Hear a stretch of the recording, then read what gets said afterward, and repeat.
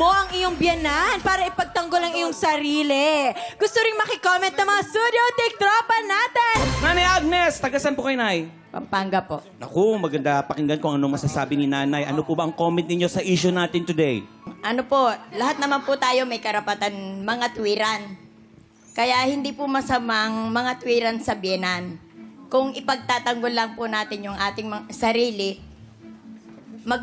kausapin po natin siya ng mabuti sa tamang pakikiusap. Opo, kasi lahat naman po ng bagay ay nadadaan sa tamang para. Dapat.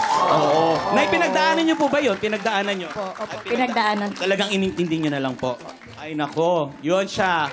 Ate Shirley, ano po masasabi niyo sa ating issue ngayon?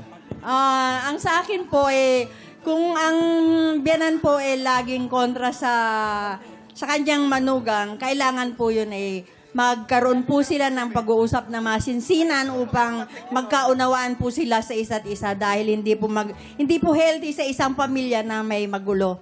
Kaya kailangan po pag-usapan po ito ng may pag-uunawaan po. Yes, tama po. Ang gaganda talaga ng Salamat. opinion ng ating mga studio tiktropa. At dahil dyan, surprise! May pa-blessing kayo mula sa TikTok Rock. Pero dapat Congratulations! mag-comment din si Abed at si Nikki. Yes. Ano gusto niyo sabihin? Abed, Abed ko muna. Abed, anong gusto mo? Ako siguro hindi ko napapatulan and kakausapin ko lang din siya about sa nafe-feel ko. Kasi pangit naman siguro kung ganun siya tapos dinadamdam mo lang.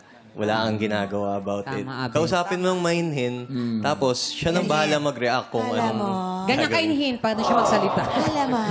Nikki, Para sa akin, kung hindi kayo talaga makakapag-usap ng maayos, idadaan ko na lang dun sa asawa.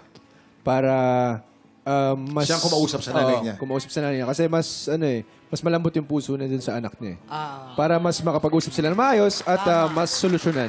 okay, maraming salamat guys. Samantala mga tiktropa, habang maaga pa, mamili ka na ng mga panregalo sa Noel Bazaar. From now to December 17 po sa Okada, Manila. December 8 to 10 sa Philinvest 10 sa Alabang. Magkita-kita po tayo doon. Maraming salamat po sa mga tiktropang nakakulitan natin today.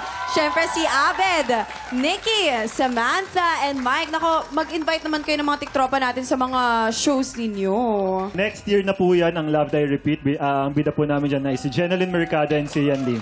Ako at si Miss Samantha at marami po pong iba. Marami pang iba. Ina Fileo, Balin Montenegro, at directed by Jerry Sineneng. Of course, Jerry. dito lang sa GMA. Season 2 ng Walang Matigas na Pulis sa Matinik na Misis. Malapit na. Season 2. Season 2. Oo, pero hindi kami papayag, Nikki at Abed, na walang abs reveal. Ay, tama. Abs reveal! Man! Abs reveal! Ay, oh! Abs reveal! 1, 2, 3, go! Ay! Ay! Okay! Nag-enjoy ba kayo sa studio mga tiktropa? Enjoy ba kayo?